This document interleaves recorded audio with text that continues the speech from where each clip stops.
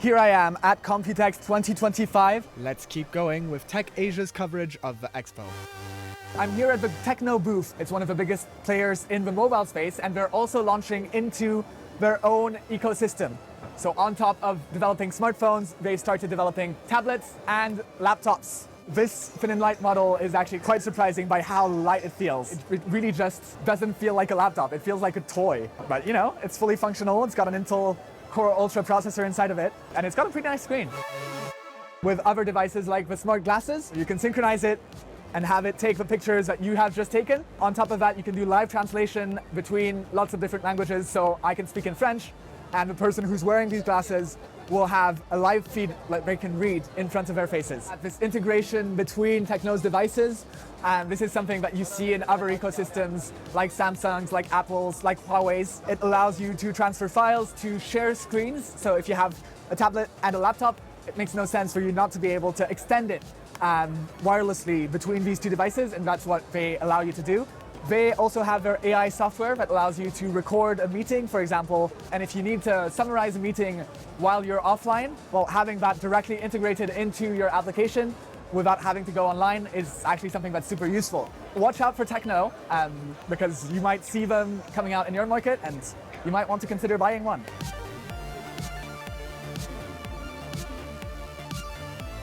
There were a few keynote announcements going from NVIDIA, Intel, and AMD, who announced new graphics cards and new processors, as well as some other keynotes from Foxconn and Snapdragon, and what Qualcomm has done with its Windows on ARM for laptops last year. This has kind of changed the way that Windows laptops operate. Huawei has developed also its own desktop operating system running on its own chips on ARM. What Qualcomm has done with its desktop and laptop chips will open the door for lots of other companies from all around the world to kind of break the monopoly that Intel and AMD have had on desktop computing and mobile computing in the past, well, as long as desktop computing has been mainstream, basically. So these are 3D printed materials, so you can see just how fine the detail is that they can get on these 3D prints. These soles, so that's a molding element for shoemaking, that have also these tiny holes on the side. When you put the foam in for the sole, air is able to escape through the small holes on the outside, so that makes for a better shoe. So all of that is made possible through 3D printed materials, because otherwise, well, you would have slightly worse shoes, which is a true tragedy. Let's move on. I'm here with Attila at the Computex Expo for the Noctua booth. Yeah. So Noctua has been making fans for a very long time. One of the reasons why the A12X25, the first gen, was so successful was that it was the first fan on the market ever to use liquid crystal polymer. When the fan is spinning, it can expand, and if it expands, it can touch the frame. If you don't have a tight tip clearance, then you can actually have air coming back. So this is how you lose performance with the fans. But if you have a rigid material, then you can achieve this very tight tip clearance. If you have two fans running at nearly at the same constant speed, you would get this harmonical effect of these noise peaks joining, where you would get this wow, wow, wow, wow, wow humming effect. We are also not just measuring noise, we are also getting into the psychoacoustics of how a person perceives noise. You can have a really high-pitched noise which is lower in the noise level, but it's a high-pitched noise which will be more annoying than a more deeper tone. Some might find it shocking that Noctua, the king of air cooling, is doing on AIO, but here it is. We are doing 3 layers of foam. So while one layer of the foam acts as a spring, the other layer of the foam acts as a mass, and it counteracts the vibrations from the pump, and also the entire housing is suspended on these silicon mounts, so that no direct vibrations are transferred onto the housing itself. If the housing gets some vibrations, it might like resonate. Yeah, this is why the reason that if you just put a house and a screen on it, you will get more noise. So we are trying to do the opposite. So we were talking about the limitations of having a pump on the CPU block Yep. and the noise that it can generate. Yep. So how about we ditch the pump entirely Yes, and we go yeah, to the thermosiphon? Yeah. A thermosiphon uses gravity and evaporation to passively cool components. So that means no pumps and no power needed. Here we have a working sample cooling a mainstream AMD 9800 X3D chip to show what kind of challenges we are facing with two-phase cooling. If you ever dropped a drop of water onto a hot stove, the water will be underneath is stopping the water from yes. evaporating. This is also what we are facing with hotspots of the CPUs. The bubbles would be stuck between the fins, and then the working fluid, which is cooler, wouldn't be able to get to the heat source itself, and you would just get no cooling. It was my understanding as well that it has to be uprights. This is dependent on gravity, so the condenser have to be up so that the coolant can do its circulation. There are many challenges figuring out what is the best coolant, figuring out the cold plate, and also the radiator structure itself. Thank you so much, Attila. Welcome. We're back with Seishu from Floor Systems with one new generation of their solid-state active cooling chip. We march to a drum beat called Froor's Law. Double the performance of our airjet chip every 2 years. And the G2 is coming out right on schedule this year with 50% higher performance. So this one consumes 1 watt of cooling and dissipates 5 watts? That's right, 5.25 watts. 5.25. And this one consumes 1.2 watts but dissipates 7.5 watts. Okay. So net heat removal is 50% higher.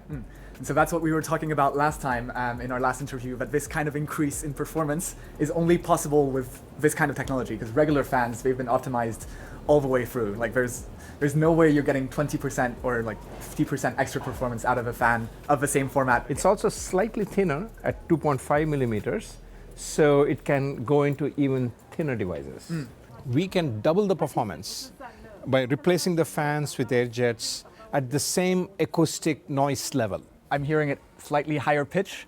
So I know that higher pitch noises are slightly more irritating for the human ear. That's because those are retrofits. Yes. This is an actual commercial product. Yeah. You know, if you did the industrial design from scratch, you wouldn't hear that at all.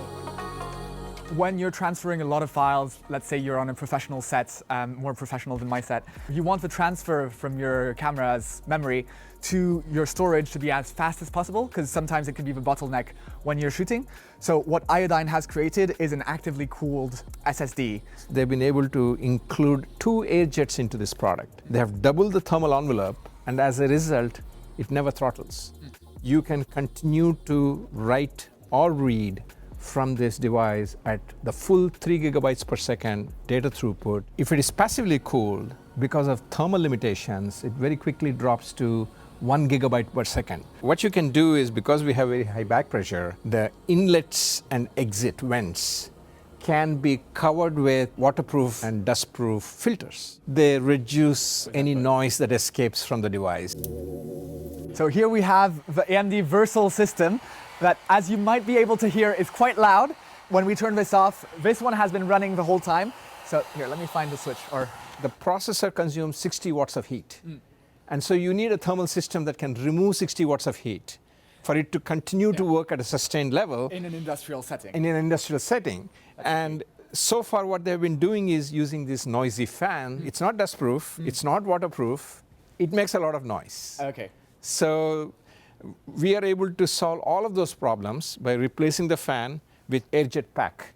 So we have created a plug-and-play module called the AirJet Pack 5C. As well, you can create a new case on top of it like this.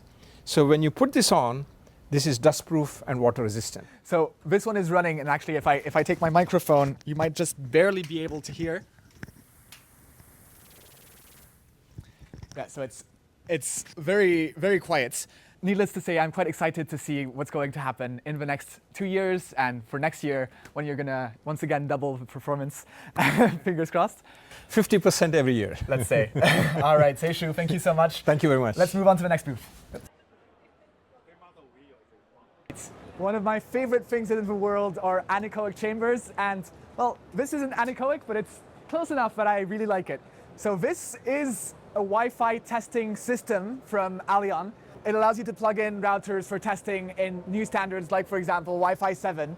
They have lots of different antennas here that all link up to systems right here. So they're able to simulate a real load, for example, from all these clients. If they're all streaming Netflix on this giant router, you're able to see how it works. So this allows them to run the tests on a show floor, for example, like Computex, where there's lots and lots of wireless networks. It's for smart people only. Yeah, I wish I was cool enough to be able to use this. Anyways, let's move on. I'm here at the Minis Forum booth. Minis Forum is a Hong Kong-based company that produces mini PCs. So this can be used like attached to a monitor or on a desk, and they're quite powerful. So they pack in like latest generation Ryzen 9 processors. These come in all shapes and sizes, so you can come from the very tiny to something like this that's kind of similar in size to an old Mac Mini, to something a little bit bigger. So this is designed to look kind of like a PS5 and packs a full desktop card inside of it. Actually, back in 2018 when they launched, this kind of segment was dominated by Lenovo, HP, and Dell. With their arrival onto the market, there's been a lot more competition to drive prices lower, make innovative products that have like caps that you can remove with a click. They've also diversified into things like NAS systems, anything that's related to PCs. I think that's all we have for Minis Forum for this show, but let's move on to the next booth. That's a wrap on this year's Computex coverage. Make sure you stay tuned for more events and pieces coming soon, but until then, I think you'll just have to take care.